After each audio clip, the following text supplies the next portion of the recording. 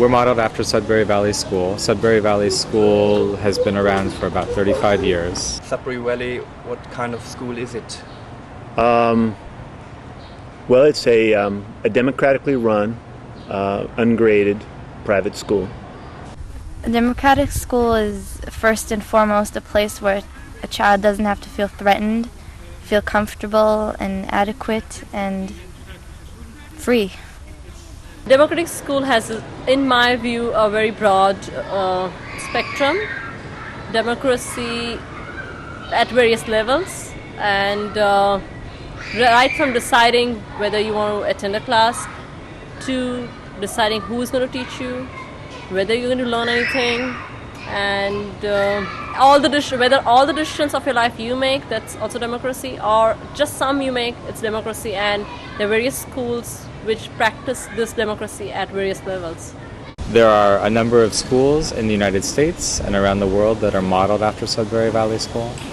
And I think the basic idea that we try to follow is a combination of freedom and responsibility.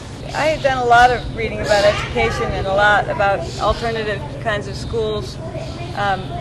But the thing about Sudbury Schools that really was intriguing and really was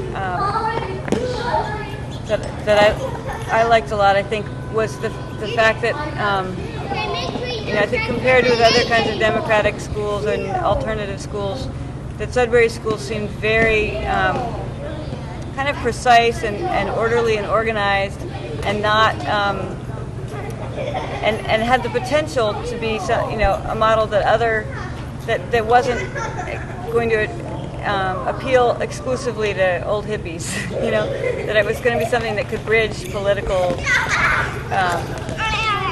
views, across, and could potentially appeal to a much broader spectrum of people, even though it's in a way more radical than any of the other schools that I've been to. The basic democratic structure and the basic idea is that as far as running the school, making the school's rules, taking care of things that need to be taken care of, everyone is the same. Students, people who work there, everyone is the same. You all have the same voice, you all have the same vote. All of the students who go to our school have a lot of freedom to do things that they're interested in doing and study things that they're interested in studying. There is no set curriculum that they are required to follow or to complete. So the students every day have the freedom to do things that they want to do at the school. People do what they enjoy. There's not, I'm sure people know that there's no curriculum, but there's also not a feeling that you have to construct sort of your own personal curriculum. It's just sort of what you want to do, what you enjoy, what you feel like doing. But along with that freedom comes a responsibility, that the children are responsible for their behavior at the school, that they're not just going to run around and make trouble and make things difficult for the other students who go to the school. The kids are free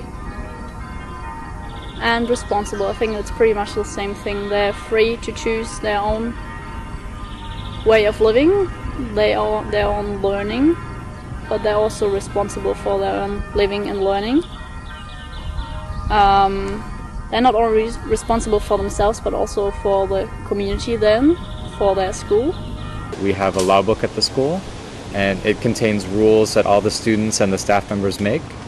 The rules are, I think, pretty fair, and they're very practical. There are things like not leaving messes around the school. There are things like not interfering with what the other students of the school are doing.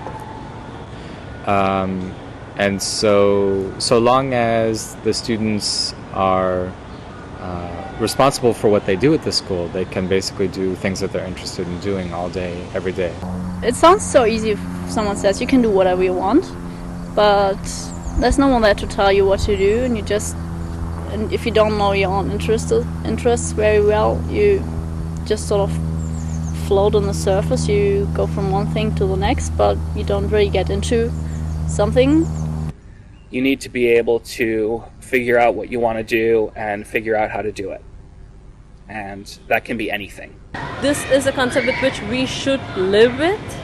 Democracy as to think for ourselves. I feel that means democracy to me.